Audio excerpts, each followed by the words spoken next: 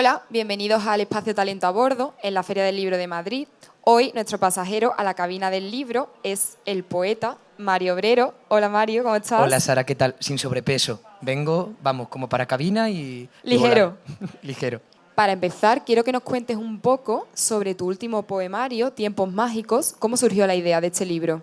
Pues tiene que ver mucho con los tránsitos. El año pasado laboralmente tenía mucho viaje, mucho transporte, mucho tren, autobús, mucho avión y el tiempo mágico, que necesitaba ser dicho en plural, que tenía que ser un tiempos con su S, surgía en esos otros momentos, en el envés, en el que el tránsito permite un pensamiento distinto al laboral, pero en definitiva al hegemónico, ¿no? Y creo que la poesía puede plantear ese mismo símil, que en una vida donde hay muchas otras querencias y muchos otros requisitos, tal vez más impositivos y tal vez más estrictos, pues convertir eso en una magia que no tenga que ver con la magia negra, sino con la magia de lo que es posible.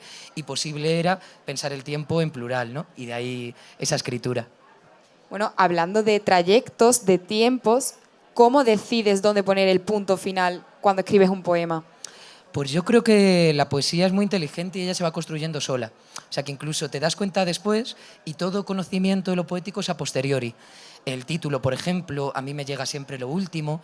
Yo creo que los poemas van haciéndose ellos mismos y que hay también como una especie de arquitectura que es muy hermosa y que en poesía no tiene que ver con grandes superficies, sino con ebanistería. O sea, es casi como hacer una casa para pájaros. Y yo creo que ahí, bueno, por una parte está la decisión propia, por otra, ante todo lo que el poema dice y dónde el poema quiere acabar, y luego también la lectora, o sea, esa primera persona, esas primeras, las editoras, amigas, personas que se acercan al libro y también van un poco definiendo, ¿no? O sea, que es algo comunal, es una facendera. Mario, ¿por qué escribir poesía? Bueno, porque hay una necesidad, ¿no? O sea, lo decía Rilke y lo piensa Gamoneda, no se escribe poesía si no es por lo necesario. Y si la hemos tenido siempre, y si la hemos tenido desde Neduane y desde Safo de Lesbos, en un momento como este, en un país como este y en un tiempo como el nuestro, más necesidad que nunca. Yo creo que la poesía ha demostrado algo, es esa capacidad, ¿no?, para ser escrita en campos de concentración, después de genocidios, después de exterminios, de guerras civiles, en cárceles, en exilios, tanto en nuestra historia nacional como en cualquiera otra. Entonces, creo que esa marca de identidad es la que define el porqué de lo poético, lo necesario. Y bueno, si es una necesidad, yo creo que apela al género humano de forma atemporal, pues hoy más que nunca creo que hace falta, ¿no?, escindirse de discursos a veces muy sencillos, muy sintéticos, muy fáciles de comprender, para proponer dificultades que tienen que ver con la vida. La vida es difícil, entonces la poesía corresponde a esa dificultad. Bueno, no sé si eres de esos escritores que necesita como un sitio fijo para escribir o puedes hacerlo en cualquier lugar, en un tren, en un avión, en un medio de transporte. Pues bueno, como además de ser un escritor también es autónomo, se tiene que acostumbrar efectivamente a lo que Isaac Rosa llama las novelas de aeropuerto, que es ese momento en el que sacas el documento de PDF y te pones a corregir. Y efectivamente, a mí también me sucede, pero creo que tiene algo hermoso. O sea, hay momentos y hay procesos, la corrección, por ejemplo, que a lo mejor uno la tiene que hacer en calma, pero creo que esa idea de estar siempre en trayecto y de que no sea muy fácil la escritura, o sea, que a la escritura llegues porque tengas que llegar, no que tengas la mesa preparada, las vistas al mar, sino que haya una vocación de decir, podría estar haciendo otra cosa, voy a estar escribiendo este poema. Creo que eso es importante y es necesario. O sea, que de ahí se saca también potencia y sobre todo creatividad. En todos estos viajes, ¿cómo encarnas el territorio o pasar por el territorio en los poemas? Pues yo creo que es una forma de corresponder al paisaje. O sea, que el paisaje también ejerce una mirada sobre nosotras mismas y el poema es el que le puede devolver a lo mejor esa información que a nosotras con tanta frecuencia nos es dada con mucha rapidez, ¿no? Entonces la poesía también tiene una relación fuerte con el tiempo, una relación a veces de anclaje, de permeabilidad, de dejar que entre el pasado, todos esos momentos que vemos tan rápidamente desde la ventana de un avión o de un tren, pues en la poesía pueden quedar como otra cosa, pueden constituirse como algo que va más allá. Entonces creo que es una forma de devolverle al entorno y a la tierra, a los territorios, lo que ellos nos dan. Yo, por ejemplo, noto mucho también en lo lingüístico, en la lengua. Me parece muy necesario, ¿no?, que cuando uno se encuentra un lugar, lo primero que hace desde la poesía es encontrarse palabras. Entonces, por ahí, por ejemplo, también encuentro mucho trasvase, ¿no?, en lo que nos dice el territorio, con qué palabras nos lo dice y en qué lenguas, en sus lenguas, se comunica esa información. Estamos hablando de viajes, de la literatura, de la relación que hay entre ambas cosas. ¿Cómo haces para que tu imaginación vuele? Pues yo diría que desposeyendo. Estamos muy acostumbradas y muy acostumbrados en todos los ámbitos, en el académico, en el laboral, en la vida propia, a la idea de posesión. Un currículum vitae no es sino una ristra de posesiones y de títulos nobiliarios que uno acapara.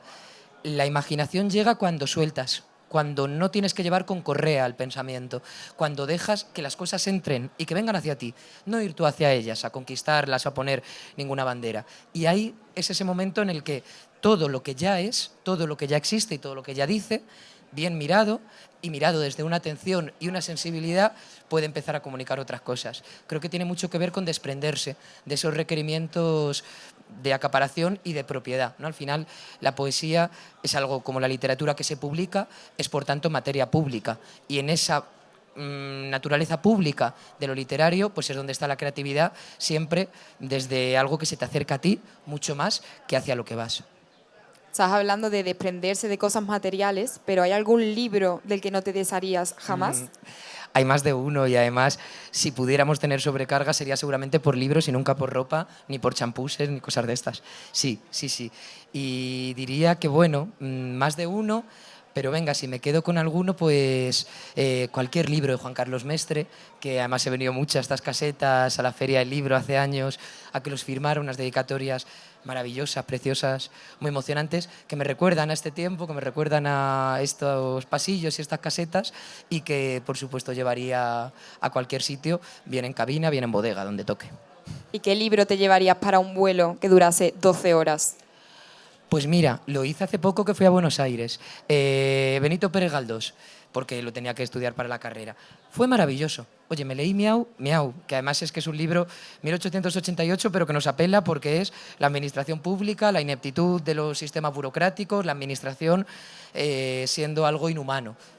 Perfectamente, ¿no? Además, iba por abril, el momento de hacer declaración de la renta, fue un librazo para leer transoceánicamente.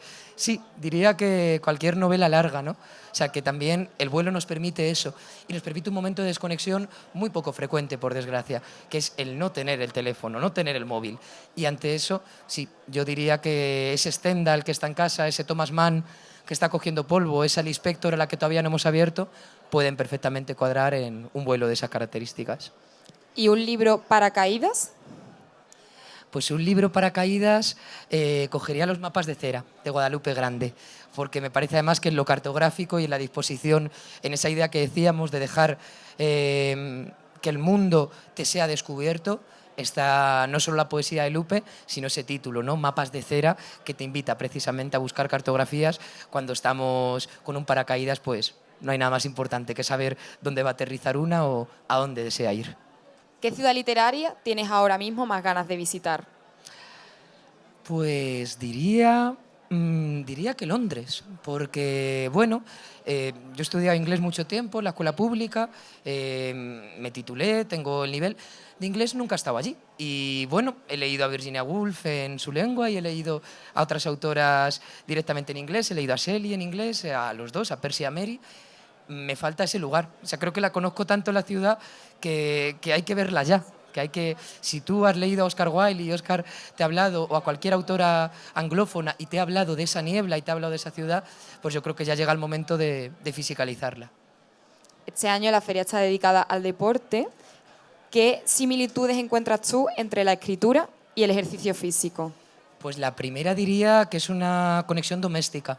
Yo en casa somos tres, mis dos hermanas y yo, y estoy muy orgulloso que la hermana mediana, Elisa, se está doctorando y está haciendo un doctorado y unos estudios en deporte.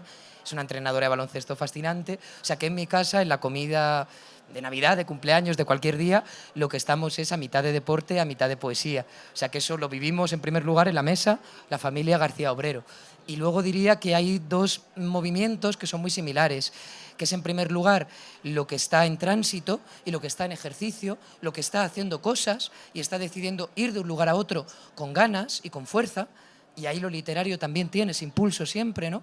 Y luego, por otra parte, el equipo, la noción de colectividad o la noción de la otredad, incluso en deportes individuales, jugando contra otra, por no decir con otra persona, ¿no? Entonces, esa idea de que siempre hay otro lado de la orilla, de que igual que está la escritora y la lectora, está la otra persona e incluso aquellas que te acompañan a ya no cumplir objetivos, sino a disfrutar una actividad en común, creo que tiene mucho, mucho que ver con, bueno, con lo que es esta feria y con lo que es la literatura en general.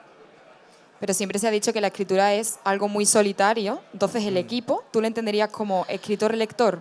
Claro, bueno, escritor-lector, por una parte, en los procesos de creatividad estamos solas físicamente. Decía Miquel Martí i Pol, sempre en solitud, mai solitaris. Creo que nos pasa un poco lo mismo, podemos estar físicamente solas, pero empezamos por usar el lenguaje.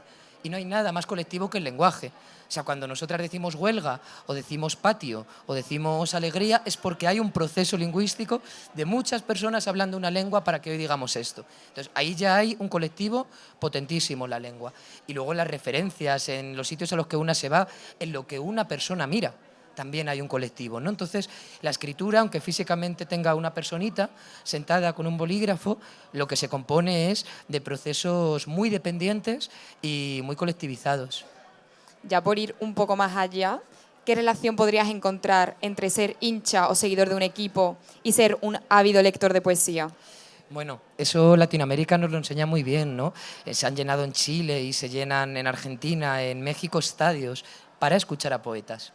Esto ha pasado, ¿no? En el Santiago de Chile de Gonzalo Millán, o en el de Gonzalo Rojas, o en el de tantas y tantas, ¿no? Conciertos de Violeta Parra, llenísimos los estadios. Creo que hay, bueno, al final una necesidad de algo, como decíamos al principio.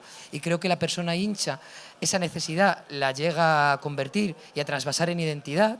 Y creo que la lectora es una persona muy identitaria, que es un perfil, además creo, de gente que apuesta mucho por algo, que apuesta ideológicamente con la idea de que la cultura, de que los libros, de que espacios como este son necesarios y que esa militancia en algo que te identifica es igual, bien vayas a ver un partido del Atleti o bien estés pues, por estas casetas un fin de semana como hoy.